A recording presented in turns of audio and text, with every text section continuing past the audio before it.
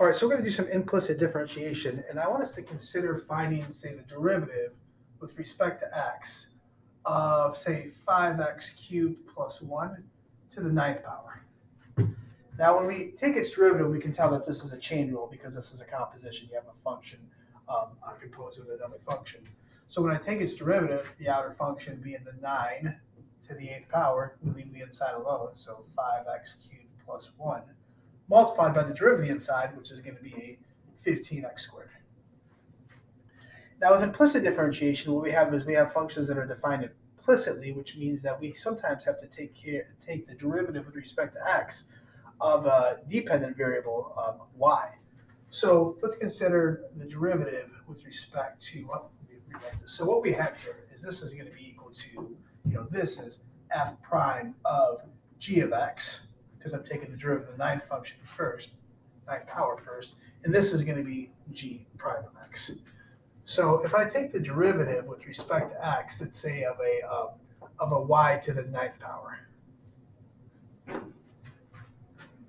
So what I have to do now is, when you take the derivative of this is going to be an outer function, and we'll have to note that y is a dependent variable, so that means y is equal to some function of x. So when I take its derivative, this is going to be equal to 9y to the eighth power, but I still have to multiply by the derivative of what's inside. I still have to multiply by the derivative of this f of x. So what we're going to call is dy dx. Note that dy dx is f prime of x.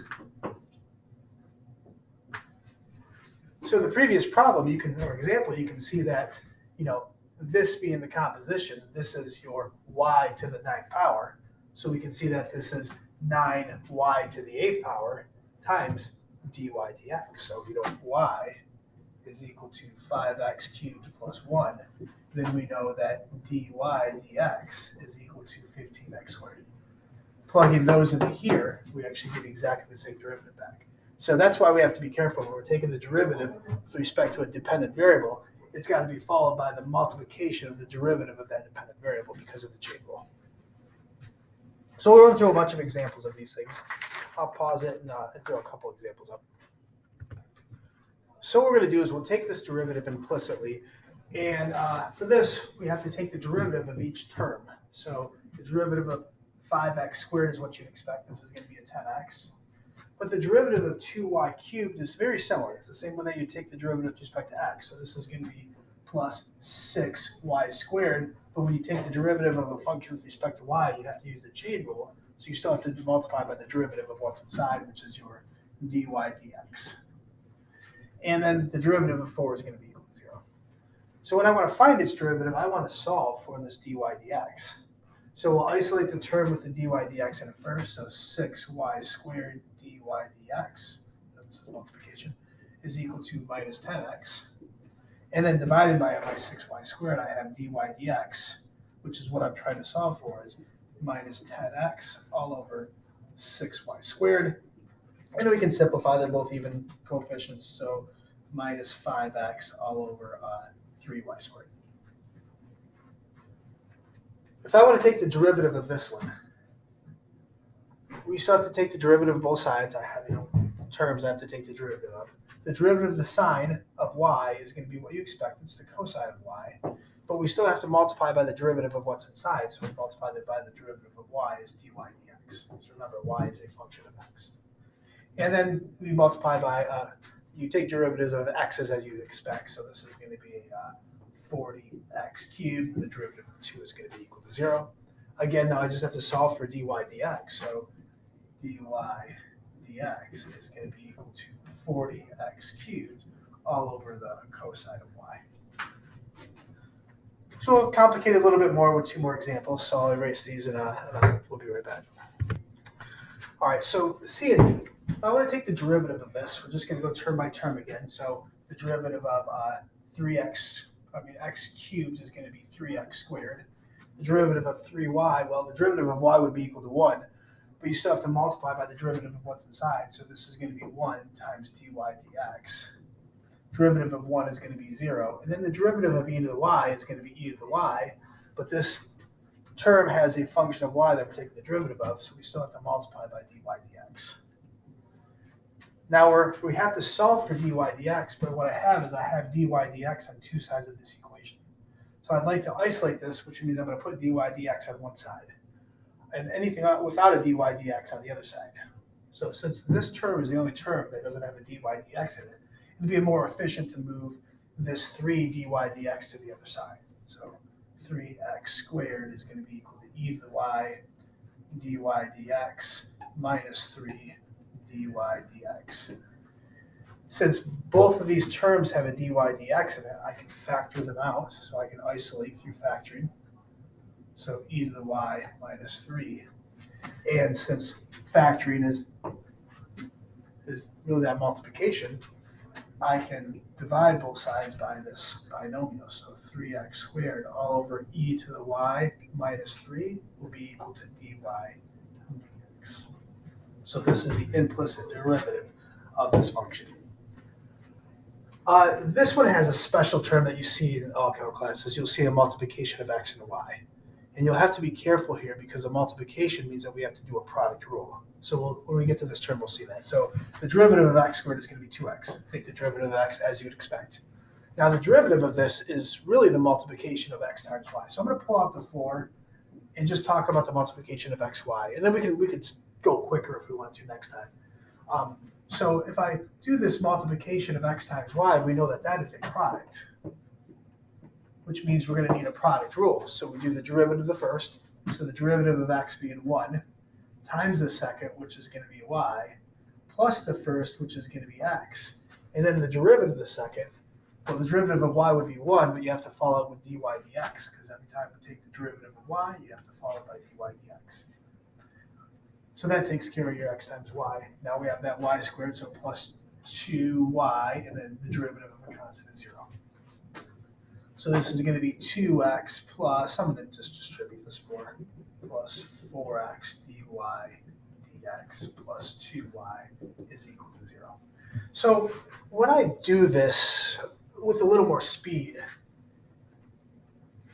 I prefer to have my 4xy. I just call the 4x your first function and your y your second function, and you can move a little quicker. So the derivative of 4x is going to be 4 times your second, which is your y, plus your first, which is 4x, times the derivative of your second, which is going to be dy dx. So we really can skip that line. Now, I missed something. I took the derivative of y, which means I have to follow it with dy dx. So every time you take the derivative of a term that has a y in it, you have to follow by dy dx. So now I have to isolate your dy dx's, which means since both of these are on the left-hand side, it'd be more efficient just to move these two terms to the right. So 4x dy dx plus 2y dy dx is going to be equal to minus 2x minus 4y. I can factor out that dy dx, and I'll have 4x plus 2y is still equal to that side. And the way we get rid of this binomial is through division. So that means dy dx is going to be minus 2x minus 4y all over 4x plus 2y. So that is our implicit derivative of this.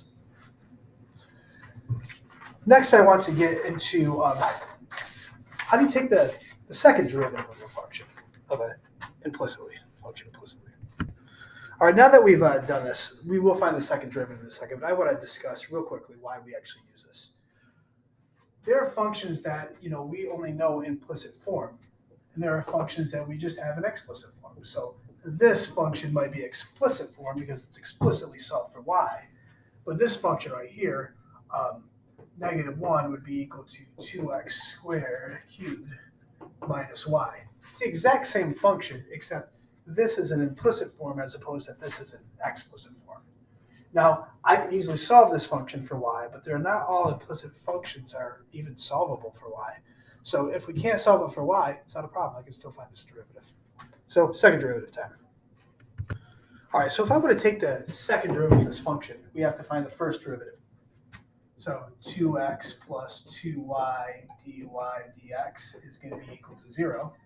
So 2y dy dx is going to be equal to minus 2x So dy dx being equal to minus 2x over 2y, which is equal to negative x over y.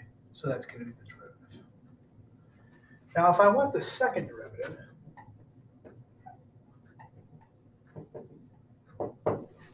I have to take the derivative with respect to x of the derivative of the function with respect to x.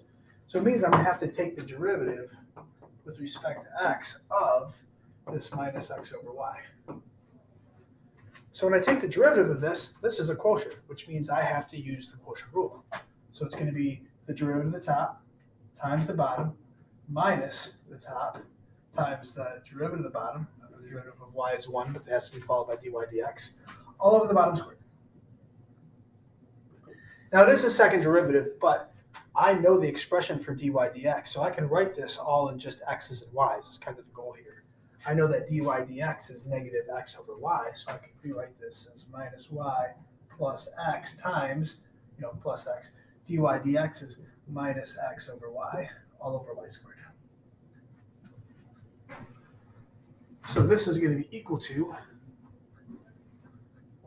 minus y minus x squared over y, all over y squared. And in order to get rid of this complex fraction, which means I have fractions inside fractions, I can multiply top and bottom by y over y. And what it'll do is it'll cancel this y down here and write it equivalently into, try for some room, this is going to be equal to minus y squared minus x squared. So minus y squared minus x squared, those will cancel. The y is going to be y cubed. So that's our second derivative. Last I want to do is a tangent line and even a normal line given a function. And we'll use this exact same function because in order to find a tangent line, I know I'm going to need its slope. And the slope is found through its derivative. So I'm going to erase the second derivative. We'll talk about how to find the tangent line of that function there at a particular point. So when they ask you to find the equation of the tangent line at a particular point, basically you have to make sure that this point is a solution to this equation. So if you plug in 4 and 3, square them both and sum them, you'll get 25. So this point does live on that curve. So in order to find an equation of a line, this is the tangent line, but it's still a line. In order to find an equation of a line, what we need is we're going to need a point, which is 4 comma negative 3 was given, and a slope. And what we know is the slope is going to be your dy dx evaluated at our point. So it's going to be evaluated at 4 minus 3. So if I want to find the slope of that equation, I know its derivative already from the previous example. So this is going to be equal to minus x over y evaluated at 4 negative 3. So it means x is 4, y is negative 3. So minus 4 over negative 3. So its slope is 4/3. So the equation of a line being y minus y1, which is equal to m times x minus x1. Now I know that my slope, which is going to be m, is going to be 4/3. And I also know my point is going to be y minus y1, so minus and minus is going to be plus 3, and then minus 4. So solving this equation for y is going to give me the equation of the tangent line. So y is going to be plus 3 is going to be 4/3 x minus 16/3. And then adding 3 to both sides. So adding 3 to this side is the same thing as adding 9/3. So y is going to be equal to 4/3 x minus 16 plus 9 is going to be minus. Oh, this is a minus, minus, and minus. This is going to be minus 25.